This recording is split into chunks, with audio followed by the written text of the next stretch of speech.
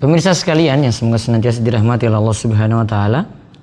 Kali ini kita melanjutkan pembahasan ke-14 dari belajar Safinah. Itu dari kitab Safinatun Najah karya Syekh Salim bin Sumair Al-Hadrami. Sebelumnya kita bahas tentang sholat, dikaji tentang uzur-uzur ketika sholat. Sudah kita kaji sebelumnya tentang tidur dan lupa. Maka siapa yang tidur dan terlupa dikatakan dia mendapati uzur, dan nantinya ketika dia ingat dia mengerjakan sholat. Kemudian juga dijelaskan tentang syarat-syarat sholat ada 8. Lalu ada lagi tentang hadas, ada hadas asghar dan ada hadas akbar. Ada hadas kecil dan ada hadas besar. Nah, sekarang kita lihat pembahasan tentang aurat. Dijelaskan oleh Syekh Salim, al-auratu arba'un. Aurat itu ada 4. Ya, aurat itu ada 4.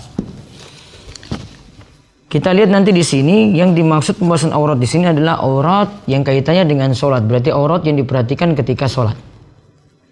Maka diberikan catatan di situ macam-macam aurat ketika sholat. Aurat dibagi menjadi 4. 1. Auratul rajul mutlaqan wal ama fi shalah. Aurat laki-laki dan budak secara mutlak. Aurat laki-laki dan budak wanita secara mutlak. Apa auratnya? Ma baina surrati wa rukbah. Antara pusar dan lutut.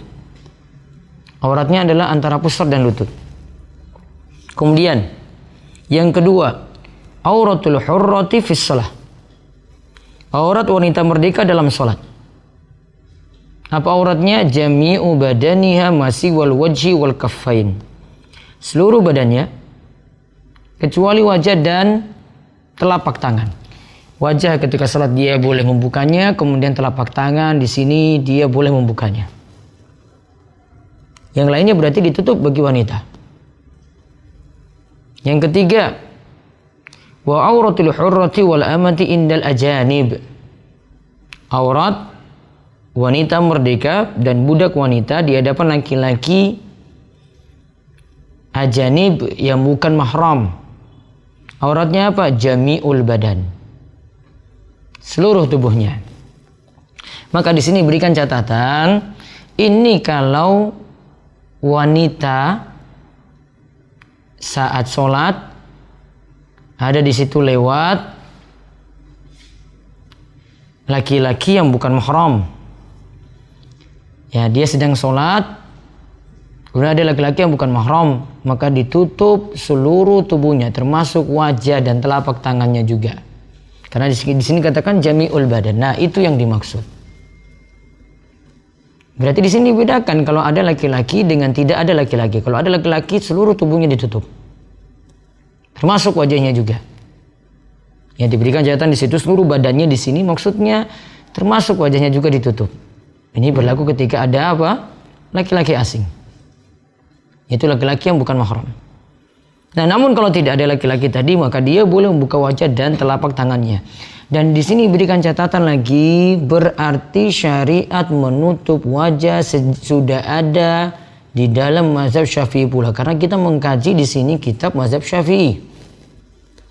Kemudian yang terakhir, aurat wanita merdeka dan budak wanita. Aurat wanita merdeka dan budak wanita inda maharimihima wanisa, di hadapan mahramnya dan wanita, yaitu mabaina surrati wa rukbah, antara pusar dan lutut.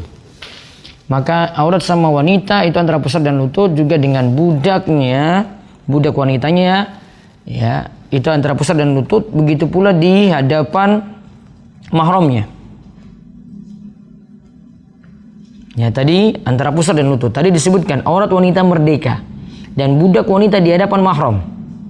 Dan di hadapan dan budak wanita di hadapan mahram dan wanita. Maka auratnya itu adalah antara pusar dan lutut. Berarti di sini kita simpulkan, kalau di rumah dia itu sholat, Ya, maka aturannya seperti tadi. Namun kalau di sini secara umum auratnya itu adalah untuk wanita depan mahramnya dan juga di depan sama wanita itu adalah antara pusar dan lutut yang tidak boleh terlihat.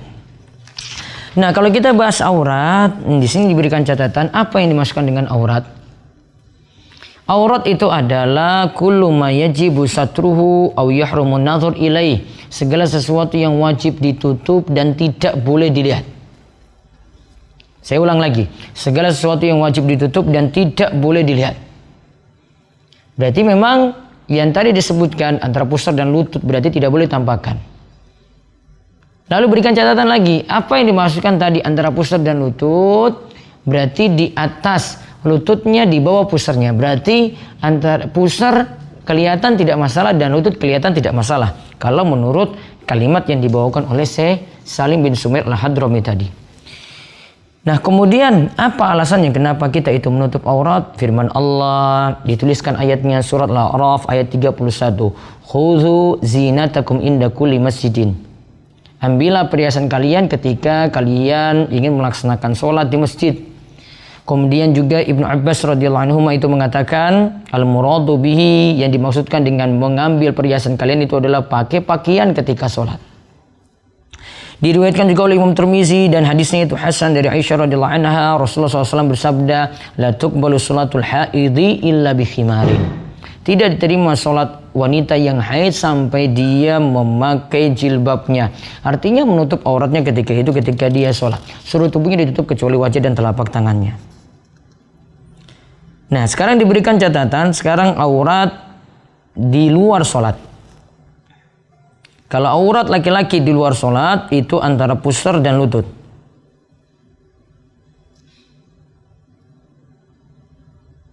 Ini auratnya dia sesama laki-laki. Begitu juga dengan wanita yang masih mahram dengannya. Jadi saya ulang, aurat laki-laki itu antara pusar dan lutut. Ya, di luar sholat ya. Dan ini juga berlaku bagi dengan wanita yang masih mahramnya. Adapun aurat laki-laki di hadapan wanita yang bukan mahram, aurat laki-laki di hadapan wanita yang bukan mahram itu adalah selain wajah dan telapak tangannya. Menurut pendapat mu'tamad. Ya, menurut pendapat mu'tamad, yaitu pendapat yang dipegang lagi oleh ulama Syafi'iyah, yaitu tidak boleh wanita yang bukan mahram untuk melihat selain wajah laki-laki yang bukan mahramnya tadi dan juga telapak tangannya. Nah, kalau wajahnya dilihat dengan syahwat, nah diberi catatan, kalau wajahnya dilihat dengan syahwat, haram untuk melihat wajah laki-laki. Wanita haram untuk melihat wajah laki-laki kalau melihatnya dengan syahwat. Maksudnya ada laki-laki cakep, ganteng, dilihatnya dengan syahwat tidak boleh. Dalilnya apa? Surat An-Nur ayat 31, perintah untuk wanita menundukkan pandangan. Wa kullil mu'minati yaqdudna min absarihinna wa yahfazna furujahun. Hendaklah wanita-wanita yang beriman itu menundukkan pandangannya dan juga menjaga kemaluannya. Nah, itu untuk laki-laki. Auratnya bagaimana? Tidak boleh dipandang wanita itu bagaimana? Jadi sama laki-laki antara pusar dan lutut. Sama wanitanya yang sama mahramnya itu antara pusar dan lutut juga. Namun wanita non mahram yang bukan mahram ya cuma boleh melihat wajah dan telapak tangannya saja kalau menurut pendapat yang mu'tamad. Wallahu a'lam. Bagaimana dengan lengan? Ya, kalau dengan lengan tidak ada dalil untuk melarang untuk melihatnya, maka tetap masih dibolehkan di sini.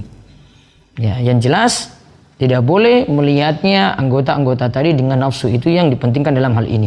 Namun yang jelas juga tidak seketat aurat bagi laki-laki tadi yang dilihat oleh wanita ini tidak seperti dengan mahramnya. Tentu yang dengan yang bukan mahram tentu di sini mesti diperketat. Beda dengan yang masih keluarganya.